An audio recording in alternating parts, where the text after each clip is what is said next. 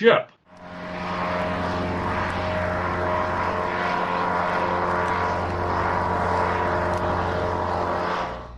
Hello, loyal airmen, and welcome to another episode, number 57 of the Airship 27 podcast. Just for the record, we don't do this much, but I think it's probably something, Rob, that we should start doing. And that's basically, this is being recorded on Thursday, November 21st. 1 week before Thanksgiving. Exactly. So you can place it in your list of the ones you haven't listened to yet. And I didn't mean to interrupt, but of course I have to introduce my co-pilot on the old Airship 27, Chief Engineer Rob Davis. Hey, yes, I'm here. I'm here. Right. So basically, Rob and I hooked up, and we're talking about the weather and the cold stuff coming in. We're saying goodbye to fall, and winter is coming. When was fall even here? Hey, we went straight from summer to winter. There was no fall here. Hey, I mean, if try to run a landscaping business in this kind of crazy up and down. All right, my son and his family had like about, I don't know, 25, 30 fall cleanup schedules. And then it snowed. And you can't rake leaves when they're under the snow. And people are calling, and when you're going to remove the snow? And then after the snow's gone, you still haven't taken out the leaves. And it's been like that for a month and a half now. It's nuts. Another one of those that jet stream dipped down and brought all that cold air with it. Man, that was cold. Thank you, Canada. Really, when you get, and I start my day at 4:30 a.m. That's when I start working, and it's cold out there at that hour. Yeah. So I know. Hey, okay. Hey, look, right. Rob, it's your turn this month, amigo, for the joke of the month. So let her rip.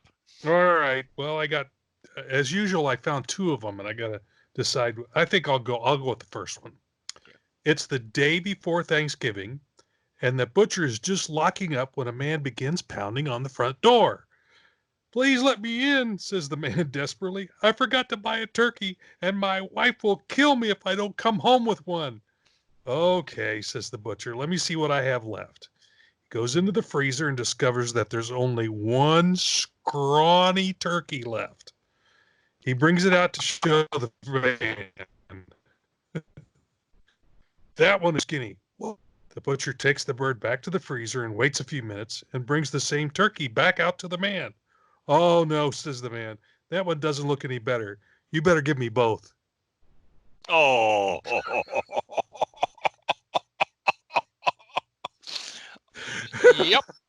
Yep. Okay. Mr. Butcher's wasted on his own petard, as they say. Yes. Right? Yeah, yes. Right. Okay. That's hilarious. That's really funny. That's all right. Okay. Yeah. You're gonna have to wait another 50 so minutes before I give you my little gem. Hopefully it'll be worth it. It's hard to tell. It's all, and speaking just of that, which is a good segue. Okay, we don't have any questions this show, but I was really taken by a letter we actually got. I say a letter or comment on Facebook this past week from our old amigo and writer Micah Harris. Okay.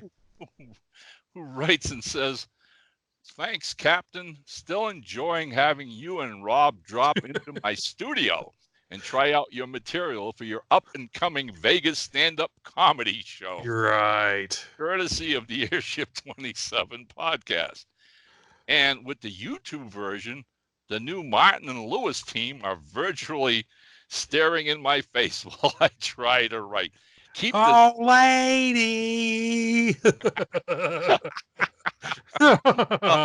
Okay.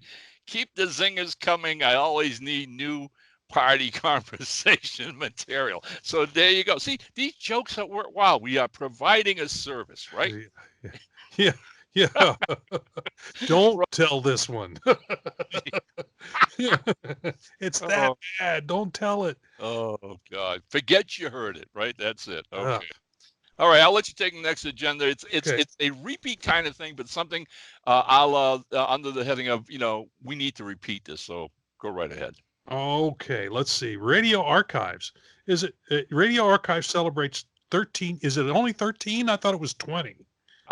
He wrote 13. I Did he? Okay. I was thinking for some reason I was thinking 20, but it's another 7 years. It will be 20. Okay. Stick around that long, folks. Yes. Yeah. I mean, it's good stuff. We wanted to remind all you loyal airmen, as we mentioned in our last show, Radio Archives is celebrating being in business for 13 years and thus having a 50% sale over much of their product line, including the majority of our Airship 27 titles. This sale will run to the end of the year and is a perfect opportunity for all you loyal airmen to fill your Christmas shopping list with some truly wonderful audio disc sets. And before the year's out, before Christmas gets here, I'm going to run down that list and see if there's anything on there for folks on my list, because there's some very great prices on some of that stuff. Because I scanned it not too long ago, and there's some good stuff on there for really reasonable price. And again, Tom Brown basically has a bullpen of some of the best voice actors in the business, voice narrators, readers, however you want to describe this. And when you listen to any Radio Archives, recording show, whatever, you're in for the best. The quality is top notch. I mean, I know several of our Airship 27 writers who have picked up CD sets of certain release books that we put out recently. Wayne Carey being one of them. Who picked up a couple, what was one for his Civil War reenactment thriller, the ghost story, Company of Shadows. He loved it. He's been ranting and raving on Facebook about how great that reader was, delivering, the haunting atmosphere and suspense and whatever. And I have to tell you, I haven't had a chance to head out to the mail depot this afternoon, but I just found out that my own set of the Second Dead Sheriff, Candles and Bloodsuckers I picked up. It was released last week. And so true to what Tom had hoped, he's releasing a new Airship 27 set title like every Friday, which is amazing, which is great. Yeah. And considering how slow we've been doing this year, he might even catch up to us. So I think he might.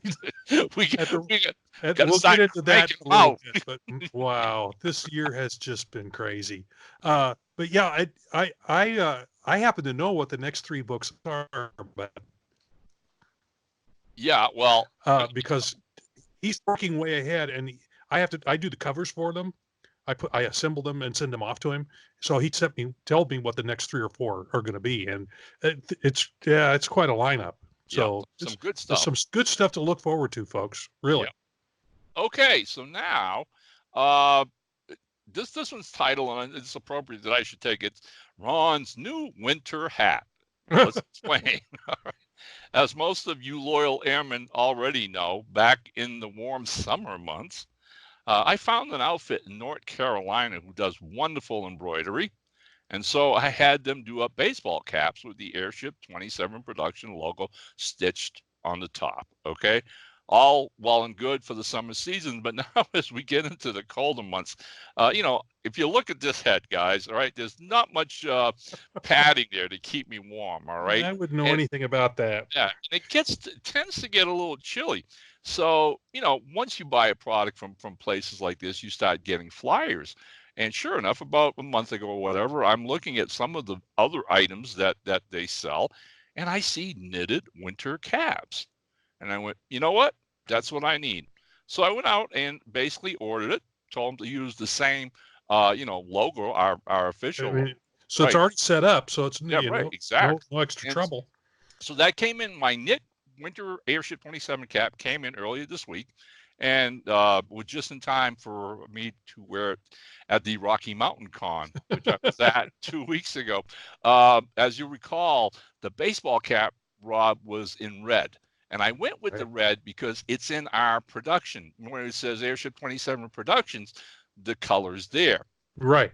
But for the winter hat, I thought it'd be fun to try something else out and see how it works. So voila, here we have the knitted cap in blue. Ah. See the logo right there? And they kept the logo red. Now, I mean, I've got this on, but I mean, blah, blah, blah. There you go. It's not going to work with the headpiece. But anyway, I wanted to show it off. And again, you and I have brought different things to cons, premium things. We've had patches, which I think did extremely well. And a lot of the people at the conventions enjoyed them a great deal. And what else? We've done pens. We did a mug. We did a mug. Right. And we did dice. Right. We've done dice as well. So who knows? Maybe in the future, if any of you loyal airmen listening to the show enjoy, the baseball cap that I wore and showed off here a couple episodes ago, or even this net cap, if there's something you'd like to see with the Airship 27 logo on it, drop me and Rob a line and tell us. Yeah. It's not one of these things that we want to do in mass or spend a lot of money on, because it's not the same idea as a baseball convention when we go to pulp shows. It's a different audience. But they do like some things. As we found out, the patches did extremely well for us. Really, really well. I've still got like 2 or 3 of those left, but they were very popular. Right. The patches. To the point where we might have to order some more. We may. Right. Yep. And again, listening to the show, if you can't come to any of these conventions and, what we're talking about here, if you like one of those, again, drop us a line. If we get enough requests to either make something up or at least get some to mail to you folks out there, we'll gladly follow up on it. Yeah, I occasionally get emails with that stuff, like you were mentioning, talking about promo things like that. And the other day, I regretted not doing this one because it was essentially a shopping bag, and they were like 49 cents each. And I should have jumped on it. I should have jumped on it. A cloth. Yeah, I hear what you're saying. Because how many times do people come up as a con, buy books for us, and say, "Do you guys have a bag?" Well, I've got plastic bags. Right. To put a few in. But a cloth bag with our logo? Yeah, exactly. Yeah, you might want to get back a hold of it. Now, for the 49 cents, it would only say Airship 27. And I was going to put underneath it our slogan. To put your logo on it costs a little bit more. Okay. So, it would be more than that. But I should have jumped on that at the 49 cents each. I would have had to pay a setup fee and shipping. But even with all that, that's still, 49 cents a piece. So they regularly run a couple of bucks. So Right. And it's functional, like I said, because I'd like to think that a lot of people who stop over at our tables at conventions, and as you and I have known, and thank you all past customers, a lot of people buy more than one book. They buy a handful. Yeah. And then it's an awkward thing of how do I carry these around for the rest of the con, or I have to go back to the car and put my books away or whatever. So the bag would have been a nice utilitarian. Yeah, that one. If that one comes up for sale on sale again, I might scoop some of those up. The minimum was 50, which is why I balked. Right. But at 50 cents each. Yeah, really. That's not too bad. Nope. But they're quite a bit more than that regularly. Right. I regretted not snatching those, but I'll keep an eye on those. If you guys out there think that's a good idea, let us know. I will definitely look into it deeper. Yep, totally. Okay. Now, I don't know if you had a chance to look through the agenda when I sent it to you last night. I'm going to let you take the next paragraph here, but read it carefully because it's something that happened to me at Rocky. Okay. An imperfect world, is that what we're talking about? Oh yes. Okay, I scanned this stuff and I didn't see it till this morning. But when I'm driving on the University of Missouri campus in the morning, I will have 5 minutes every 10 minutes. I stop and sit for 5 minutes and I get out my phone and I read my email, and I saw that on there and went, oh, look at that when I get home. So I kind of scanned it earlier today. But let's see what he's written. An Imperfect World. For the first time, Ron had copies of the first 2 volumes of our Sherlock Holmes Consulting Detective at his last 2 comic conventions, and happily he sold a few. At one point, a woman picked up a copy of Volume 2 and flipped through, and discovered halfway through the book the pages are printed upside down. Yep. Ron was surprised and also happy that she did inspect what was clearly a bad copy. She picked up a second, examined it, and it was fine. She bought it happily, but Ron was still flustered that this happened. The lesson here is we live in an imperfect world, and mistakes, especially at printing places, do happen. Best advice, examine any book before you buy it. That's a lesson for me as well. I really, when I get a box of books in, I really should flip through them and see if something like that's in them. Because if I find something like that, they'll replace it. Yep. So, but if it's 3 weeks later, if I ordered them for a show, and 3 weeks later I try to get it replaced, they go, "Why didn't you look at them when you got them?" Okay, all right. Right. And that's the thing. Okay. I mean, Valerie was with me, and the woman was very nice, and she really loved the cover. She liked Sherlock Holmes, so she picks it up and she's flipping through it, and then she looks up at me and very sincerely says, "Do you know these pages are upside down?" And she holds it up, and sure enough, so you go to one page which is right side up, and the next page for the next 20 pages are all upside down. So one of the they call when you do a book. Now I worked at a book printing place at one time, many years ago. And when they assemble a book, they're in parts. They're in what they call folios, and they're like pages. They're a huge sheet of paper that's folded specially so that when it's finished, it's almost like a magazine, and then they trim the edges off of it. Okay. So that's a folio it's one page that's turned into multiple pages. Right. The size of the book. Yeah, I know what you mean. Because it's specially folded. Right. And apparently that one was upside down. That's weird. I don't know how that would happen at a binding right. place. I know. And this is print on demand, so that's real odd. It's strange that something like that happened. And so, obviously. So again, so one of the folios is upside down. Yeah. So when she pointed it out, Valerie took it from her, and she picked up the next one in the stack, and I says, "Please," and she flipped all the way through it, and it was perfectly fine.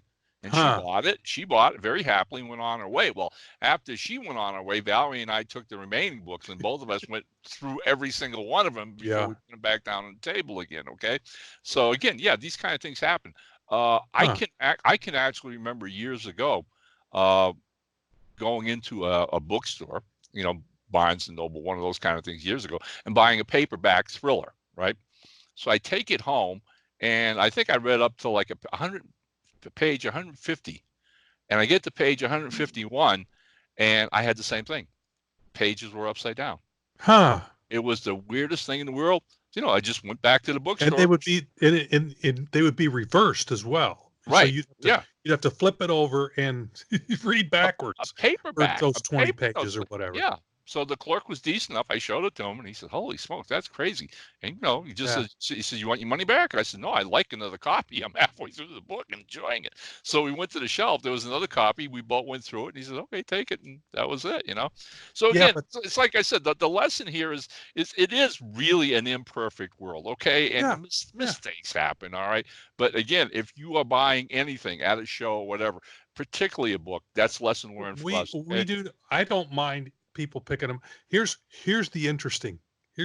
I see this happen a lot. There are some of our customers who are very particular. You know where I'm going with this. Oh yeah, right. They're very particular about the book itself. Yep. So they'll pick up the top one and look, read the back of it, and then they'll set that one off to one side and go through the rest of them, and they'll look at each one to make sure that it's perfect. No creases, no folding, the binding's okay. And that's fine. I have no problem. That's why we bring multiple copies. And I always leave the same one on top because that's the one that's going to get handled the most. Right. So, if somebody who doesn't mind getting the one that's been handled, that's cool. But if it's your book, you're paying good money for it. If you want to make sure that it's a perfect, pristine copy, go for it. Go for it. But there are other people like me that if it's got a crease in it, no big deal. I might actually ask for a discount or something if I was in a bookstore. But Yeah, Yeah. if it's the only one left and it's got a crease in it, you could probably say to Rob, "Hey, Rob, would you give me a discount on this?" Yeah. And I will. Yeah, I probably will if it's the last copy. Right. I will probably discount it for you. Okay. Or Yeah. Okay. Hey, look, I'm going to cut into our regular agenda here for 1 second because we're going to get into some of the pulp titles that we've got coming out that are actually coming out. Yay! Okay. All right. But also this week, another one of my major goals of the year. As a lot of you loyal airmen know, I teach a class on how to write comics and graphic novel at the local community college here in Fort Collins. And for the first 2 classes, I had a class of 5 the first semester, a class of 3 the second semester. I had my students write scripts. Then I went off and tapped some of my pro artist colleagues, including Rob, who's been a real great help. And we published these to Rob's Redbud Studio line. So my students get to see their scripts actually published. Well, last fall, over a year ago, I had my biggest class to date, i.e. I had 7 students. Yeah. And I knew that was going to be a challenge. We wrapped up the class around Thanksgiving last year, and all 7 over the next week and a half sent me their scripts, 6-page scripts.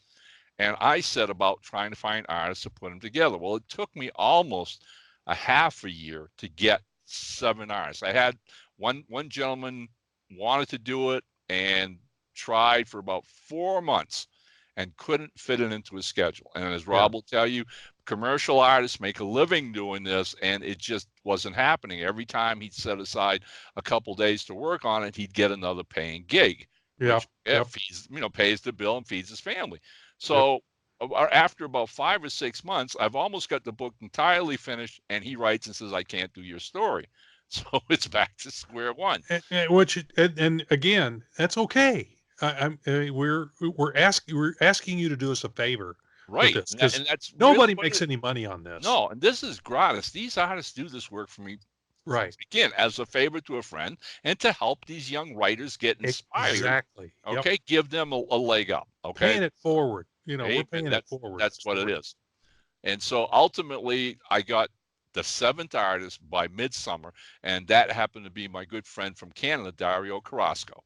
And Dario jumped on board because, again, he got what I was doing. He loved the idea of helping these students.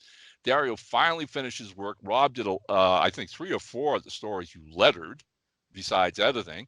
Yeah, I think I think it was 3 or 4. I don't remember exactly now, but yeah, so a few weeks my own and several others. Right. So just over 2 weeks ago, just about 2 weeks ago, we had it done. We finished it. We had all the pages, Rob assembled it and sent me a PDF to give it one final look over, and we said, go for it. Now, I contact my students and basically say, so how many copies of this do you want? Because we're about to put the order in. Again, we're going to do it at Amazon's KPD? KDP, Kindle Digital Publishing. KDP, right. Okay. Because they were 46 pages, all right? And it's less expensive. I mean, if it's 24 pages or 34 pages or less, Kablam and Amazon are actually Amazon will be a little more expensive. Right. Kablam is definitely the way to go with that. If it's like 34 pages or more, then it's less expensive to do it at Amazon, because I'm not sure exactly the reason why, but it just works out that way. And it also puts it, we have to get an ISBN for it, and it puts it on Amazon where you can order it that way. Of course, you can order them from Kablam too, but that's a different deal. The thing is, the past books that I'd done, the most any of my students had ever asked for was 25 copies of the issue. Right. So I sent out the batch mail to my 7 students who've had the decency and patience of waiting an entire year. Book's ready. How many copies you want? 3 of them. 3 of the 7 get back to, well, I'd like 50 copies. Oh my God! And that's I'm like, that's 150 right there. With this 3, all right. And that's not even half your class yet. No, then right. So then the next guy wanted 25, next one wanted 15, next one. By the time we were done, Rob put in an order at Amazon for 230 230, was it 237? 237, yeah. Yeah, 237 comics. Okay. Puts the order in last week. Well, for those of you who aren't familiar with the shakings and goings on at Amazon over the years, Amazon has been building distribution centers all over the country to better serve their customers and get product to them much quicker. And lo and behold, there's a big one in Denver. And now they even have their own shipping vans that carry books like UPS, FedEx, or whatever. So this afternoon, we're just finishing lunch, and my wife looks out the window, and she goes, "Ron," she goes, "the Amazon truck's in the driveway." I says, "Must be my comics." So I told Rob to start. I go out on the porch, and this poor guy's coming out of the back, and he's got these 2 huge boxes, and they're heavy. So I run over to him. I say, "Hey, let me take one of those off for you." He goes, "All right." He goes, "So I've got another one in the back." I says, "You do?" He says, "Yeah, 3 huge boxes." All right. So we brought him in the house, and before he left, I'm thanking him. I says, "And you want to take a guess what was in those boxes?" And he looks at me. I says, "Comic books." "No way." He said, "What?" I says, "Yeah, way." I says, so anyways, I just wanted to interject that after a year, here it is. Okay.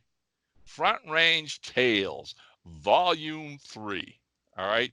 And I'm tickled pink. I know my students are going to love it. Thanks, Rob, for all your work and input into this thing. I really appreciate it. I'm going to wait till the Sunday after Thanksgiving and get us all together at the local comic shop where they will get their comics reimbursed me for the prices and whatever. But I will bring my camera and take a lot of pictures of them, the reactions on their faces when they see the pages and their own story. Yeah, there's nothing like having your first comic book, the printed copy in your hand. It's hard to describe the feeling of that. Oh, it's a rush. I still remember the first copy of the first book that I'd drawn that was printed, and I got free copies in the mail, and I went, wow. Yeah, I had no idea. Do this stuff. I can, yeah. It's that. Look, I mean, how many times in life? Okay, the times are so rare in life where you make a dream come true. Yeah. Something you've worked at, you've expired. You know, you've been given a talent, and you've worked and worked and worked, and then there's the reality of it. Okay, that's who you are. You're a professional. All right, and like it or not, whether it's a small thing from a class or whatever, seeing themselves in print, the goal now becomes, let's do this again. Let's do this again. Okay. And, you know, I you agree with me, Rob. Okay. The rush I get every time I see artwork come in from a script that I have written has never, ever lessened or abated in the 48 some odd years I have done this job. Yeah, because when you're writing it, there's images that run, right? Yep. Am I right? You got an image, but when you get the pages, it's not what was in your head. It's completely different and better. Sometimes it's close to what you had. Oh no, but it's I mean, completely different. Truthfully, it's better. It's better because, again, that whole trick of imagination is exactly what you said. I can imagine it so far as a writer. Okay, I imagine literally. Okay, if you can understand that concept at all. A writer imagines an artist imagines visually. And so when the pages come back, yeah, they're the things that I, wanted to have on that page, but enhanced to the max, like you cannot believe. It's taken it to a whole other level. And again, it's another thing I try to express to my students when they write, to think visually, all right, to imagine themselves as the artist, to make the scripts such a way that the artist gets inspired by what they're reading and really want to draw this stuff. Yeah, when I get a script, there's a movie in my head. I see it. I see it visually. The words turn into pictures in my head, and as I'm reading, I go, okay, I'm going to stop the camera right here, and this is the scene I'm going to draw for that section, and that's how it is. Yeah, I am crazy, but yeah, there's a movie going in my head. Well, you know what? So, this is going to segue into the way we're going to end the episode. I don't want to jump the gun here because this really has a lot to do with our last topic of this episode. Okay. But right now, I'll let you take release since our last show. Oh, goody. It's small. It's going to be real short, folks. Yeah. Now, hopefully we'll be able to add to that, but released since our last show. Well, we did manage to post the Kindle-only story, The Death of Robin Hood. Yay!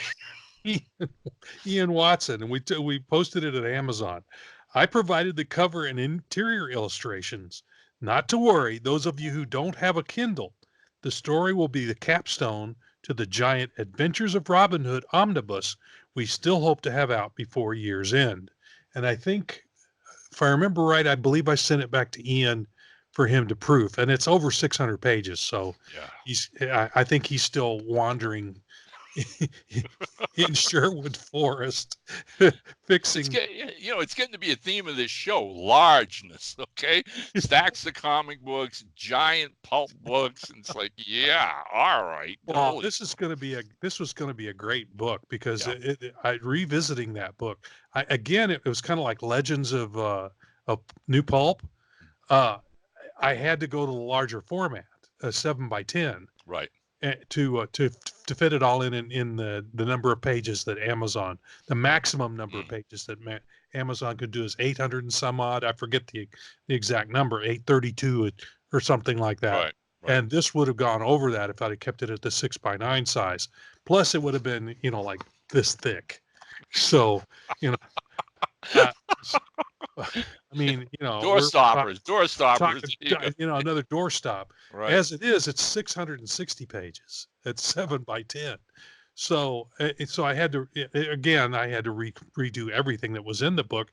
Fortunately, it was all in I had done it for the 6x9 size, so it wasn't that difficult to size it up a little bit. But I had to play with some of the images and do some other stuff with it. So it took a while to get it done. And now Ian is going through it again. So he went through it once and made some changes. And now that it's been put into print worthy, then he's got to go through it again. Because I swear to God, you can look through something 100 times in one format, and then when you change the format, you can find stuff you didn't find before. Yep.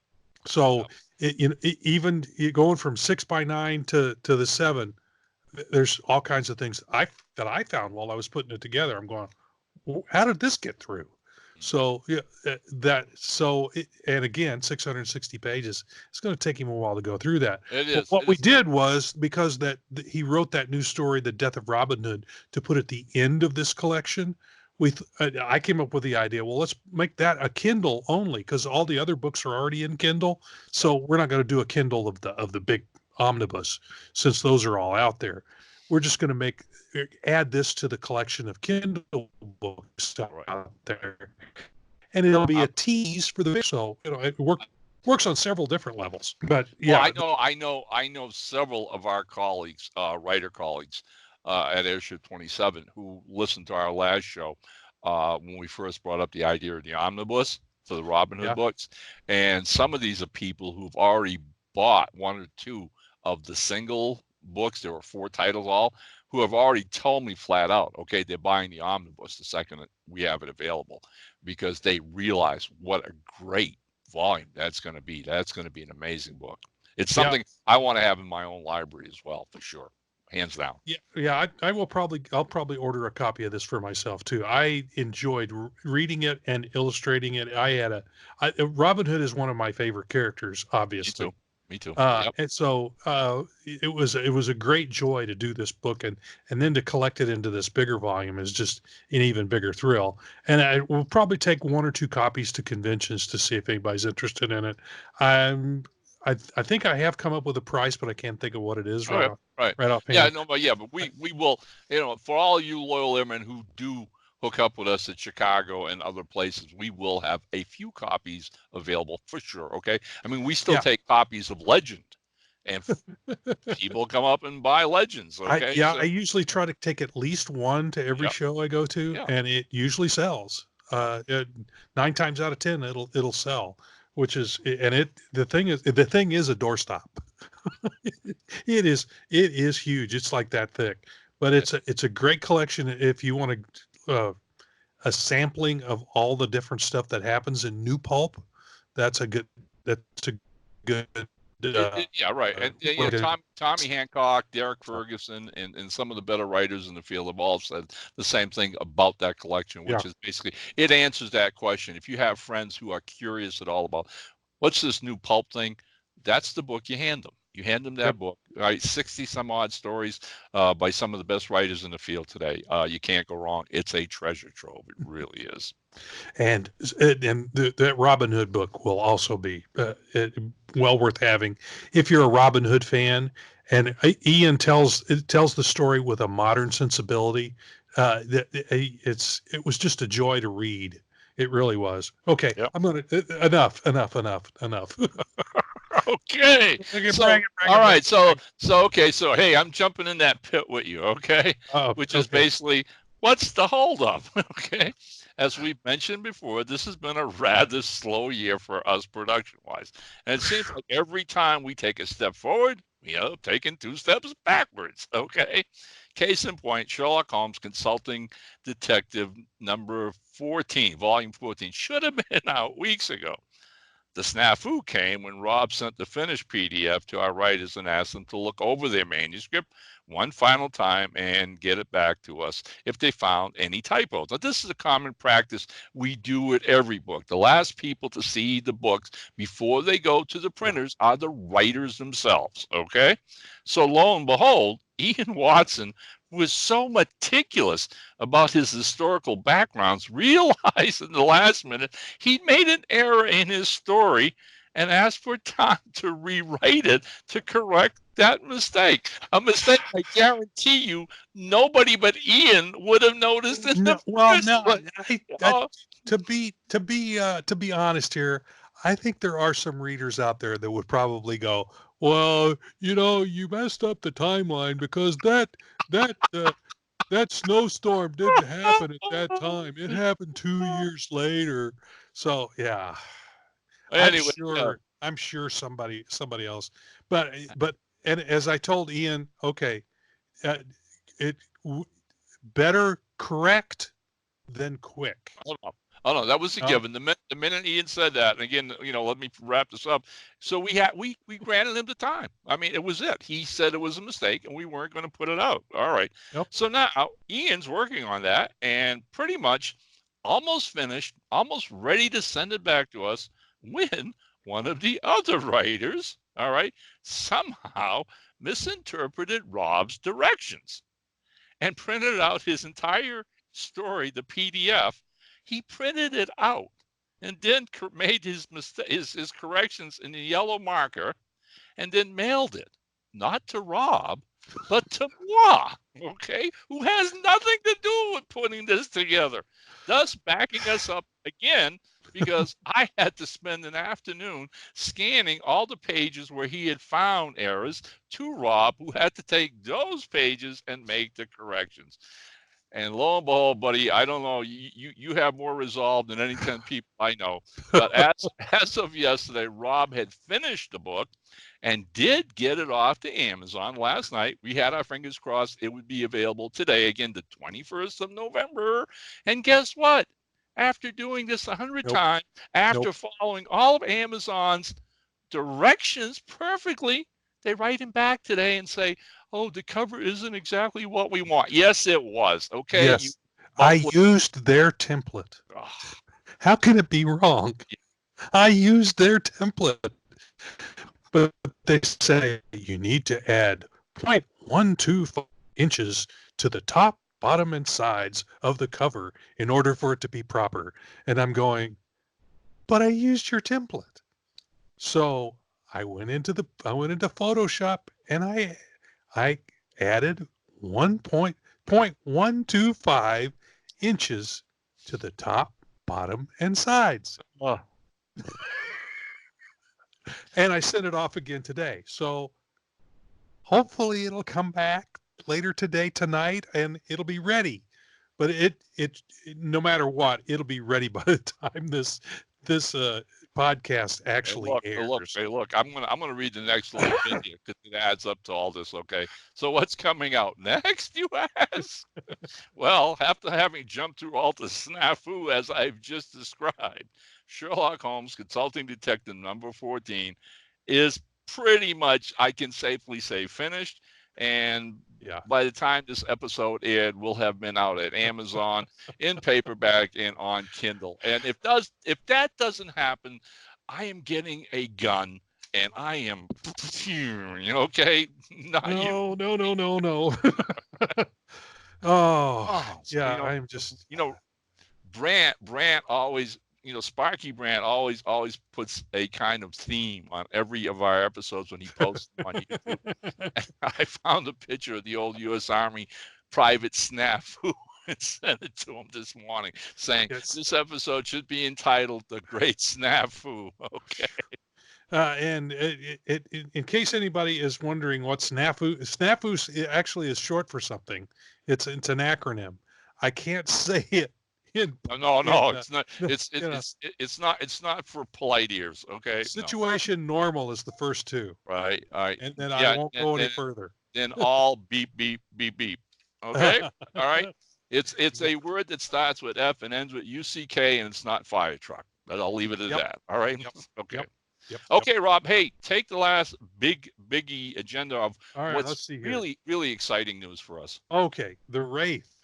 Many years ago, writer Frank Dershel created a comic pulp superhero called the Wraith and wrote both pulp books and comics featuring the character.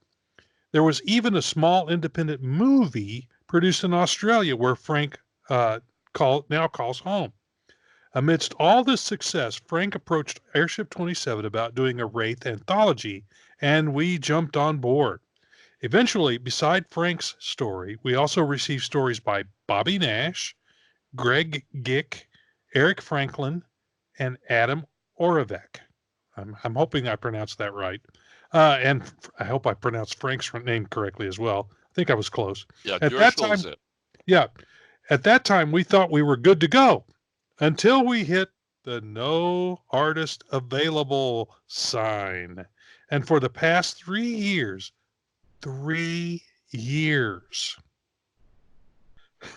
this book has been collecting dust in the Airship 27 attic. So when earlier this year, Chris Nye signed on to do the interior illustrations, we were overjoyed, and now he's almost finished with them. Oh, great job, too. And they're very comic bookish, very, very dramatic. So appropriate, yep. Yeah, they are fantastic. Every single one of them. Then the frosting on the cake came when artist Adam Shaw volunteered to do the cover. Loyal Airman, it rocks. So with fingers crossed, it is entirely possible that before we record our next show, the Wraith will finally be out. Let's keep those fingers crossed. And I'm betting Mr. Snafu shows up again, but hopefully it's only a tiny little snafu. Oh boy. Yeah. God bless you, Chris Nye. Okay, that's what I want to say here publicly. God bless you, Chris Nye. The guy is amazing. And great. He approached us earlier in the year and said, "Hey, I'd like to work with Airship 27. What do you got?"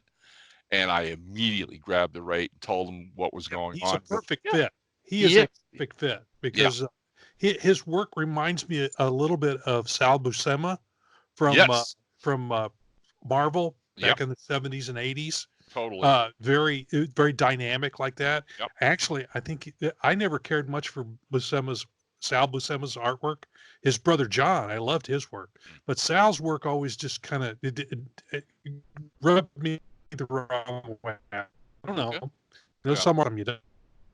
Chris's stuff takes that and it's just enough different that I really like what he's doing here, even though it does remind me a little bit of Sal Buscema's work. But I really like it. It's perfect for this book because it's got that comic book of dynamics that you see when you read the stories. Comic book dynamics. Yeah. And listen, as we talked, okay, not only did Chris, hit it out of the ballpark, but when I offered it to Adam Shaw, I went to Adam Shaw with 2 books that are coming down to the finish line. One was the Wraith, and the other one, Rob, is the Quatermain New Adventures, right? Volume 5. Okay, and so I decided I'd ask Adam first because he had just given us another cover like a month earlier. And so, trying to be as magnanimous as I can, I said, I've got these 2 projects, these 2 books. And I explained what both books were. I says, is there any chance you could do one of them for me? And sure enough, he came back and said, you know what? I haven't done a comic book type character, superhero type. He goes, I'd like to flex my muscles and do this. And so as we've seen the cover, you've already laid it out. It's beautiful. It's perfect. Okay. It's going to be a great book. And for the record, for everybody else listening, Ted Hammond is going to do the cover to the Quatermain book. And trust me, I did remember that. I think that's news to me as well. Wow. Yeah. That's going to be another winner. So, it's been a slow year, but we're finishing big, Loyal Airman. Trust me, we are finishing big. Okay. Now, all right. Now, this next one is yours. All yours. Yeah. Okay. Yes. Mine, all mine. And this is something that I have been really keeping under wraps for a while. And because, with fingers crossed, it will have been released by the time you watch and listen to this episode, I am going to bring it up and talk about it a little bit. Okay. Yeah, which is, and I told Rob this way back when we went to Kentucky, when I was on the verge of kicking this off. For the past few years, I have a really good friend here in Fort Collins, a young writer named Todd Jones, and we tease each other all the time. He's easily one of my biggest fans. And became that when I was writing the Green Hornet all those years ago. And so when we moved to Fort Collins and we crossed paths at the comic shop and got to know each other, Todd was beside himself, and he's such a great guy. Like I said, I began to take him under my wing, and I teased him early on that I labeled him my official protege. All right. Anyway, Todd is the greatest guy in the world. He really is.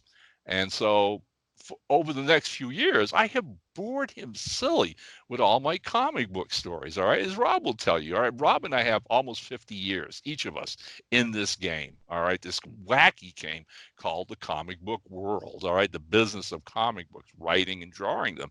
And so we would go to conventions here locally in Colorado or Wyoming, and Todd and I would get tables together and talk more and more. And whenever we do a panel, Todd would always egg me on some of those stories because he was familiar with them. Ron, tell the audience about this. Ron, tell the audience about that. Okay. All leading up to early this summer, we're going back home east, and Todd is giving my wife and I a ride to the airport. And once again, he starts during the ride, he says to my wife, Val, he says, can't you get Ron to write down these stories? Ron should be writing these stories down. They are so much fun. They're, blah, blah, blah. And Valerie goes, yeah, I agree with Todd. She says, Ron, why don't you do it? You've had some remarkable experiences that are positive. They're fun. They're, entertaining, et cetera, et cetera. And I caved, guys. I caved. I said, okay, you know what? I'm going to give this a shot. I am going to try to write my memoirs. All right. And so when I went to Kentucky and Rob and I were there, we talked a little bit about it. Then a little bit, I came home from Kentucky, and what I did was I sat down, Rob, and literally wrote like an outline, which is something I've never done for my fiction books ever. But for this, because it's basically, a chronological listing of my experiences in the comic field from the time I come into it. It was really, really hard, I found, to write and keep the dates straight, because some of these things happened 25 years ago, 30 years ago, 40 years ago. It's amazing how your memory starts to really change things. And you think you did this when in fact you did that. All right. And it wasn't exactly like you remembered it. All right. There's a line in the movie, I think, The Way We Were, that Barbara Streisand sings, has time rewritten every line. Okay. So here's Ron sitting there trying to write basically a memoir of my life in the comic book field. And from the day I'm a kid to the first comic book I ever received, to the point of my dreams of being a professional comic book writer, the first successes I had, some of the people I met along the way, some of the projects that came my way, some of the most unbelievable, unimaginable things I had never dreamed possible as a young man that befell me, all these kind of things. And it seemed like every time I was working on a new incident, a new anecdote, moving the story forward, I would recall something else that I had completely forgotten. So I'm adding these little addendums to each chapter and whatever. Okay. So now, what are we going to do with this thing once I'm done with it? Valerie's my first reader, and she's getting a kick out of it, and she helped so much with getting dates correct, getting incidences in the proper lineup of when things really happened, because she was there for most of it. And so Rob and I talked. We did a couple of Skypes between each other, to the point where I suggested, not to make it anything other than what we normally do at Airship 27, is to make it a paperback book. Just like all our other paperback books from Airship 27, okay? And I asked Rob, as I basically recruited him via our friendship to be the editor of this arm, it got twisted. to be my editor of this project, and even all right, ask for that extra mile of doing some spot illustrations in this thing. All right, so Rob has been putting this thing together for the past 2 weeks now, approximately. Yeah. And I take it, because we talk, it's pretty much almost done, right? I have done the first illustration, which I broke into 2 parts. He doesn't know what I'm doing. I don't want to. And these illustrations that I'm doing for this are completely different from what I do for our other books. I'm not even gonna say anything about what they are. I'm gonna just dangle it out there. It's different. I have several different styles that I can use in my artwork. And this is one that this is one little itch that I haven't scratched for a while. So I'm going to do it. The very first illustration really isn't an illustration. It's actually, I'll give this much away. It's a map. It's a map. Yeah. Because where you place that first illustration, Ron goes through the books and spaces them out. So I don't have to. I mean, I can do it too, but he spaced it out and he put this one in, and I'm going, well, what he's talking about here, that's stuff that happened in New Hampshire. He's talking about different places in New Hampshire. So I'm going to put a map of New Hampshire in there. So I'm giving away the first one. Okay. But the rest of them are going to be a little different, because this is a different kind of book than we normally do. Right. So, but that's all I'm going to say about that. I have heard most of these stories. About 90% of these stories I've heard multiple times, because we've been at shows together and these stories come up. Yeah. But even so, reading them was still a lot of fun. Believe me, it really was. Thank you. So I'm gonna have some fun with this. Now, I just finished, even though I've been working on this for 2 weeks.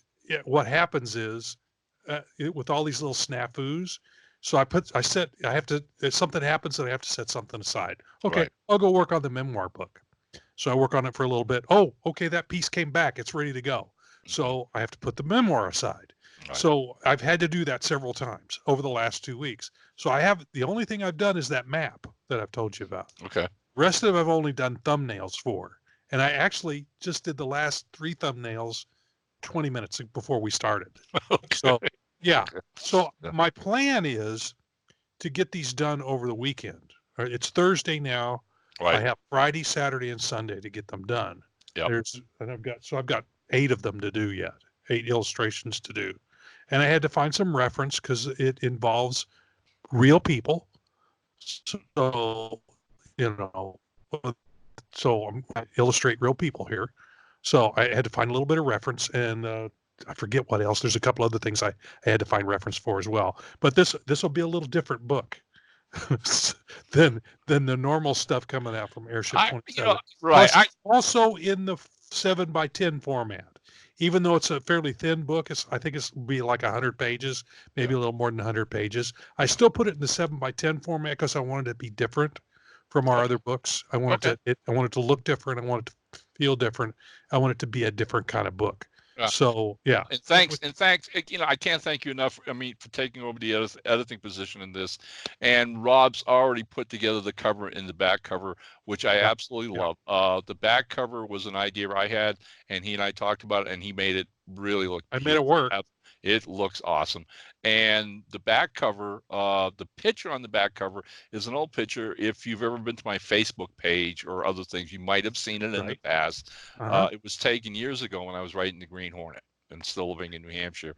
And Valerie took the picture, and it was one of her favorites. So when this whole project came about, she turned around and said, I'd really like you to use that picture in the back cover. And once again, I had a little idea about how we could tweak that a little bit.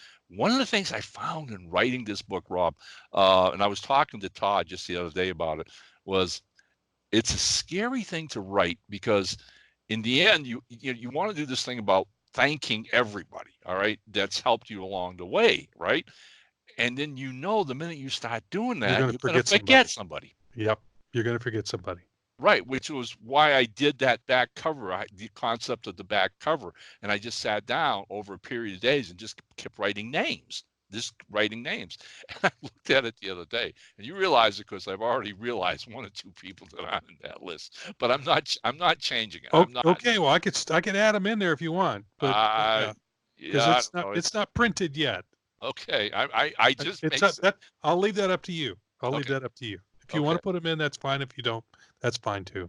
I may add one or two more names, again, because I feel awful. Okay, everybody whose name is on that back cover, I owe so much. And you know what, folks, please, and it's human nature. Okay, some people are going to see this book come out, and Rob as well as I do, they're going to think it and say, who the hell does he think he is? Blah blah blah. Okay. Yeah. And okay, again, I totally get that. Okay. But if anybody reads this thing, I think you'll find that what I'm doing is tipping my hat to all these amazing people that I was blessed to work with in this career that's been amazing. It's my thank you to the comic book world. Okay, it's what it is. Also, I think I haven't seen a book that talks of this type that talks about the industry in the way that you talk about it. It's a more personal side. A lot of people show the business side of this thing, but you actually show the side of it that's a little more personal, how it affects you as a person, as a creator, and you have some pretty good stories to tell. You've run into some really interesting people and done some interesting things. I have too, but I don't have a book full of them. I've got maybe 2 or 3 stories I can tell. Well, hey, my book would be very boring. I was going to say, let's pray for a long time, and we can do volume 2, My Life in Comics, Rob Davis, a memoir. All right. 12 pages. 12 pages. All right. There's, and I'm in there for a little bit, obviously, because we actually our paths crossed a couple of different times. Yep. So, I worked at Now Comics before you did. Yep. So, our paths almost crossed then, and you wanted to drag me back into that, and I wanted to do Green Hornet so bad I could taste it, but I had a bad experience at Now Comics, and you talk about your bad experience there, and unfortunately we were not alone. There were a number of people who had bad experiences with that company, and so I regret to this day not being able to work on the Green Hornet with you, for a couple of different reasons, but one of which is I love the character, and another is that you did some great stuff with that character, so it would have been a lot of fun. Yeah. But hey. It just wasn't then. But it brought us together so that I don't know how many years later it was. We reconnected, and now look what we're doing. So oh my God, what are we doing? Yeah. And again, that's the thing. I kind of hope when people read it, they realize, okay, that every experience that I had seemed like it was leading me another step another direction for this, or another direction for that, or another direction for this, till you get to that last point. And with the book, I almost, and this is between you and me and our loyal airman here, okay? What the last story is in the book, right? Because I saved one story that was going to be the last story. Right. And I was almost tempted. I don't write the end. It's a memoir. I'm still here. It's not a biography, okay? I haven't gone yet. To that end, I was almost tempted to write "to be continued." But you know what? I'm not doing this ever again, okay? It's just like, this took a lot out of me. This was like, wow. This is like, I want to get back to fiction and the stuff I love to do. And that's much easier, isn't it? Yay, a lot easier. You can make stuff up. Whereas if you're doing, you got to be sure. Oh man, am I remembering that right? Yeah. And you're walking through a landmine. Believe me, okay. Plus you also have to be careful because certain things happen, and you go, that went bad, but it's not really. I don't want to throw that out there because it'll make this person look bad when really they weren't purposely bad. It just happened. This was just something that happened, and it's nobody's fault it happened this way. It just went bad because it went bad. Well, again, you were talking. You have to be careful. You and I had what I thought was a really awesome idea years ago when we first hooked up to do a series for DC, and to this day, that breaks my heart that didn't happen. The Rose and the Thorn concept that you and I had wanted to pitch them. And I look back on that now, Rob, and I honestly believe we were like 20 years ahead of our time, because we were giving them something that was really mature, topical, all right, and something that women go through. Gritty. It was kind of gritty. Right. Yeah, and intimate, it's everything, okay? And I don't think they knew what to do with it. I think they shied away from it big time, I think they were worried or afraid of it. And yeah, I think it's kind of like what happened with Daughter of Dracula. They didn't know what to do with it. Yeah. They didn't know how to promote it. Yeah. And it was a subject that was the main subject was something that most people really don't want to talk about. Exactly. So I mean it's not a problem now. That very thing gets talked about almost daily now. That's what I'm saying. But back then it was it was hard to talk about that. It's still hard to talk about, but not like it was then. No. So yeah. So yes, that's what you're going to find in this book. You're going to find a lot of successes, and I list the things that didn't happen. The brass ring that went by several times, and it's like any creative person out there has had stories like this. I've had brass rings go by, and I thought I had it in my hand, and it was gone. So that we all have those stories. So and that happened to me many times.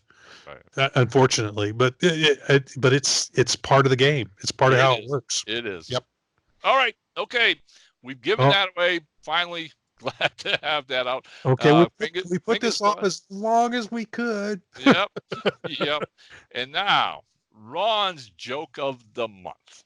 All right. Okay. Guy walks into a bar, frazzled, and goes over and sits down. Bartender comes over and he goes, "Hey, what the hell's the matter with you?" He goes, "You're not going to believe this." He goes, my neighbor come banging on my front door at 3:00 in the morning. Bartender looks at him. He said, "You're kidding." He says, "No." He says, "If I hadn't been up practicing my bagpipes, I never would have heard of it."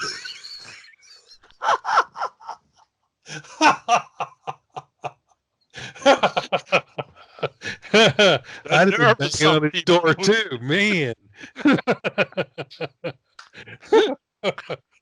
Okay. There you go, Micah. There's another 2 gems for you. Oh, Vegas, here we come. Oh, hey, by the time you loyal Lehrman listen to this show, again, thanks for tuning in. Thanks for spending another hour you're never going to get back. Wasting another hour with us. Bob and Ron. Again, we can't do this without you. We really appreciate it. Thanksgiving will have come and gone. We hope you had a great holiday. We hope you shared it with loved ones and friends. Yeah, sleep off that turkey. Please. And the next time we come back knocking on your door should be mid-December, where we'll hopefully have some books out. Yes. All right. And sign off on 2019 and keep an eye out on Santa Claus and his sleigh coming down the road. In just a few more weeks, Rob. This is insane. This year has gone by. I don't even want to think about it. I know. All right. That's it. Hey, anything else, amigo? Not that I could think of.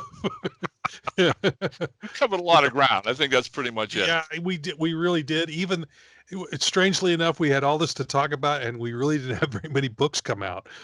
So, but I hopefully there's a number of things in the pipeline, and any of them could pop up and come through. Yeah. The Wraith is probably one of those, and if God hope, please. Consulting Detective number 14. No more snafus on that one, please. Okay. Please. Yep. Okay. All right. On that note, go ahead and sign us out, amigo. All right. This is Chief Engineer Rob Davis signing off. And as ever, Captain Ron is only too happy to say, down ship. What? What happened?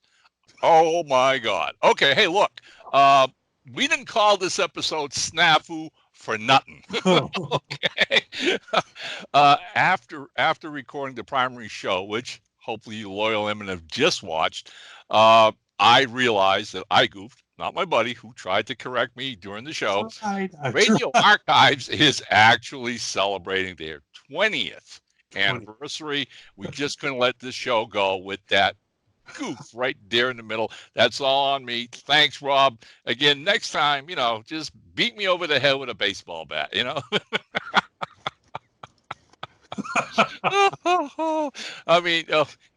mean, we're here just to correct that, and that's it. Nothing else go wrong. Please, please, please. All right.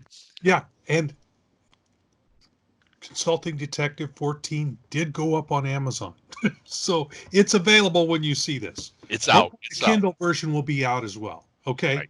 Right. Final word. Okay. That's it. We'll see you in December. Bye-bye. All right. Bye-bye. Oh, hot dog. Okay.